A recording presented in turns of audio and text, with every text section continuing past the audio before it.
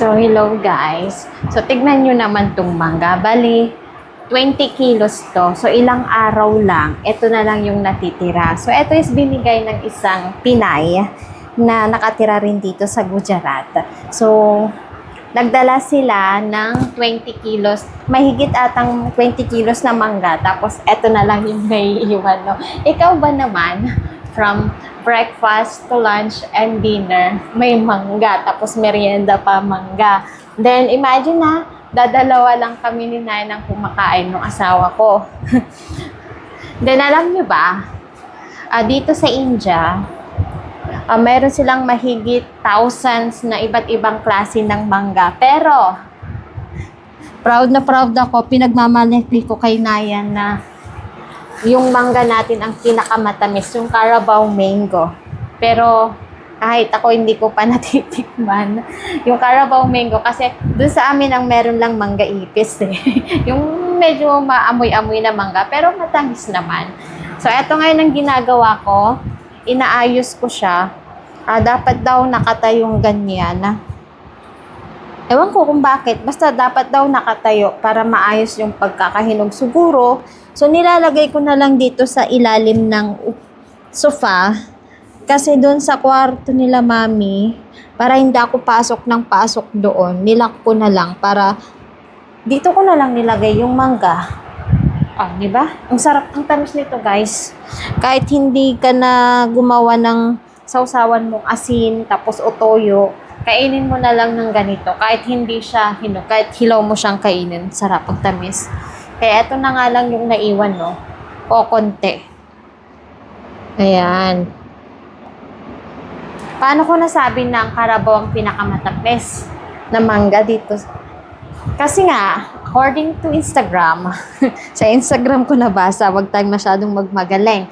Carabao Mango is the sweetest mango sa lahat. Siya, ang manggang Carabao ang pinakamatamis.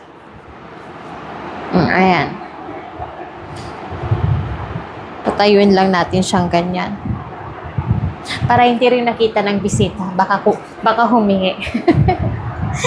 Dito natin sa ilalim ng sofa. Kung kasi doon natin ilagay, naka-display, mauubos to. So, dito na lang para hindi makita ng bisita. Ito, Then, kapag pipiliin mo na yung hinog, amuyin mo lang daw. Sabi ni Doc Milan. Amuyin mo lang daw. Pag amoy mangga na, yung amoy talaga ng hinog na mangga, o yan, pwede naman siyang kainin. Hinog na siya. Pero ako, bet ko yung hilaw. Yung hindi hinog. Kasi matamis naman to eh. Yan. Sana hindi makita ng bisita. Para hindi humingi. Imagine na, dadalawa lang kami ni Nayan. Kailan nila binigay ito? Saturday sila pumunta, then Monday, then anong petsa pa lang ngayon? 17. Wednesday, Tuesday pa lang ba? O, basta ilang araw pa lang. Ganon kami katakaw sa mangga. Then, hindi natin dapat itatapon yung buto. Ibibilad natin para gawing mouth refreshener or yung tinatawag nilang mukwas. Ito, hinog na. Hinog na.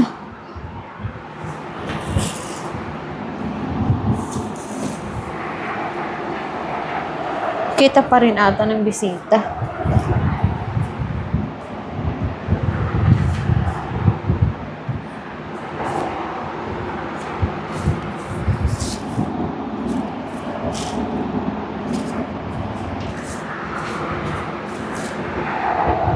Hinog na yan. Then, tatakpan natin. O, para hindi talaga kita kapag may bisita tayo. Para hindi humingi. Madamot tayo. Kasi, off-season na ng mangga. So, wala nang, kapag bibili ka naman ng mangga sa labas, hindi na siya gaanong maganda. Kasi end season na ng mangga. Welcome to monsoon na tayo dito sa India. Tag-ulan na. Dahil nga wala pa sila, so kami lang ni Nayan. Then yung kapatid niya Nayan naman is nasa office. So, bali, parang dalawa lang kami. So, andito kami ngayon sa labas. Liwaliw lang. So, papakita ko sa inyo guys yung view. Ang ganda. So, ganito lang siya guys. Bali, nasa riverside lang kami. So, ayun si Nayan, no? So, kaya kami pumunta dito is hindi lang para magliw-aliw, kundi mag-shoot na rin ng reels para sa promotion namin. So, ayan si Nayan.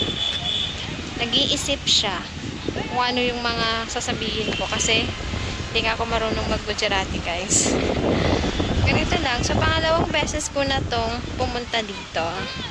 So, last time is nag-date kami dito. Umupo lang. Then, namasyal sa isang lugar. Then, kumain sa labas. Then, umuwi na. Then, pumunta rin pala kami dati sa temple. Sarap ng hangin dito. Tignan nyo naman yung view, guys. So, dito mostly naglalaro ng cricket. This is cricket na. So, dito mostly naglalaro yung mga kalalakihan or mga bata ng cricket. So, mayroon dyan sa side na yan. Then, mayroon din sa side na to. So, dito kanina, dinidiligan nila yung they're not playing. They're looks like practicing na yan. This side, oh. This side. That is not cricket. Then, what is that? Like doing practice? Coco. No. Coco, name of the game. Coco? Hmm. Oh, okay. Search. Coco. Okay. So, naglalaro daw sila ng Coco. Then, meron din dito, mga napipicture-picture. Then, meron din sa side na to. So, parang tambayan rin dito, guys. Ayan, ang daming tao. So, guys, dahil wala na akong magawa, nakalinis na lahat-lahat. So, eto, manonood ako mag-isa. Kasi itong isang to, ayan, kikita nyo ba yan? Ayan. So, hindi ko siya maistorbo, guys. So, hindi kami makalabas kasi nakafocus na siya sa gawain niya sa kanyang kwarto, sa aming kwarto. So, eto, dito ako ngayon sa hall namin. So, manonood ako mag-isa. Titignan natin kung anong pwedeng magandang panoorin din. Learn to enjoy yourself. So, manonood tayo habang kumakain ng Filipino food, Pansit Canton. So, all set up na siya.